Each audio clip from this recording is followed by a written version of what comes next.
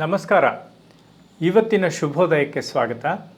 ಇವತ್ತು ನಾವು ನಾರಸಿಂಹ ಅವತಾರ, ಈ ಅವತಾರದಲ್ಲಿ ರವಿಯನ್ನು ನೋಡೋ ಪ್ರಯತ್ನ ಮಾಡ್ತೇವೆ.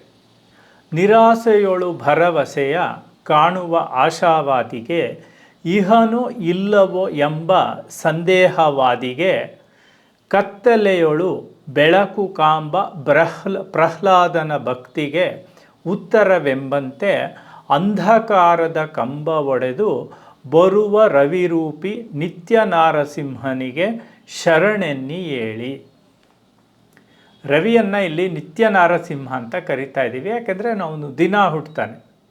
ನಿರಾಸೆಯೋಳು ಭರವಸೆಯ, ತುಂಬ ಬದುಕಿನಲ್ಲಿ ನಾವು 80% ಜನರನ್ನು ಮಾತನಾಡಿಸಿದಾಗ ಅವರಿಗೆ ಒಂದು ಬಗೆಯ ನಿರಾಸೆಯೇ ಕಾಣಿಸ್ತಾ ಇರುತ್ತೆ. ಅಯ್ಯೋ, ಅದು ಮಾಡಿದೆ ಅದಾಗಲಿಲ್ಲ, ಇದು ಮಾಡಿದೆ ಇದಾಗಲಿಲ್ಲ. ಇಂಥ ಜನಗಳಿಗೆ ನಿರಾಸೆಯೋಳು ಭರವಸೆಯ, ನಿರಾಸೆಯಲ್ಲಿ ಭರವಸೆಯನ್ನು ಕಾಣುವ ಆಶಾವಾದಿ. ಈ ಬದುಕಿನಲ್ಲಿ ಸವಾಲುಗಳನ್ನು ತಗೊಳ್ಳುವ ರೀತಿ ವಿಭಿನ್ನವಾಗಿರುತ್ತೆ ಅಂತ. ಇಹನೋ ಇಲ್ಲವೋ ಎಂಬ ಸಂದೇಹವಾದಿಗೆ, ಆಶಾವಾದಿಗೂ ಈ ರವಿ ನಾರಸಿಂಹ ಉತ್ತರ, ಹಾಗೆ ಸಂದೇಹವಾದಿಗೂ ಉತ್ತರವೇ.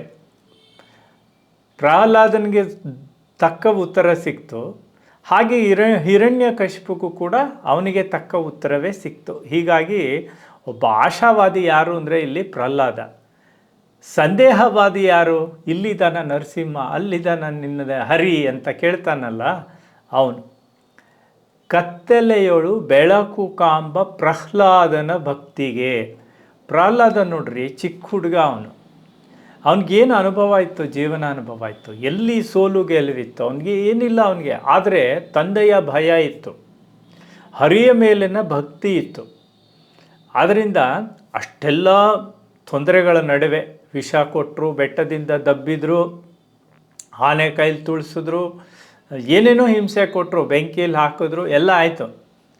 ಆದರೂ ಕತ್ತಲೆಯೋಳು ಬೆಳಕು ಕಾಂಬ ಪ್ರಹ್ಲಾದನ ಭಕ್ತಿಗೆ, ಈ ಕತ್ತಲೆಯಲ್ಲಿ ಕೂಡ ಅವನು ಬೆಳಕನ್ನು ಕಾಣ್ತಾನೆ. ಇಷ್ಟೆಲ್ಲ ಸಂಕಟಗಳ ನಡುವೆನೂ ಅವನು ಹರಿಯ ಮೇಲಿನ ಭರವಸೆಯನ್ನು ಕಳ್ಕೊಳ್ಳಲ್ಲ. ಅದಕ್ಕೆ ಉತ್ತರವೆಂಬಂತೆ, ಪ್ರಹ್ಲಾದನ ಭಕ್ತಿಗೆ ಉತ್ತರವೆಂಬಂತೆ ಅಂಧಕಾರದ ಕಂಬ ಒಡೆದು. ಪ್ರತಿದಿನ ಈ ಅಂಧಕಾರ ಅನ್ನೋದು ಒಂದು ದೊಡ್ಡ ಕಂಬ, ಸೃಷ್ಟಿ ನಿರ್ಮಾಣ ಮಾಡ್ತಕ್ಕಂಥದ್ದು.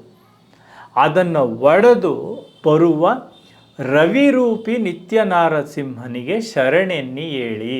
ಇಂತಹ ನಿತ್ಯ ನಾರಸಿಂಹನಾದ ರವಿಗೆ ಶರಣೆನ್ನಿ ಹೇಳಿ ಅನ್ನೋದು ಇವತ್ತಿನ ಶುಭೋದಯ ಪದ್ಯದ ಸಾರಾಂಶ. ನಮಸ್ಕಾರ.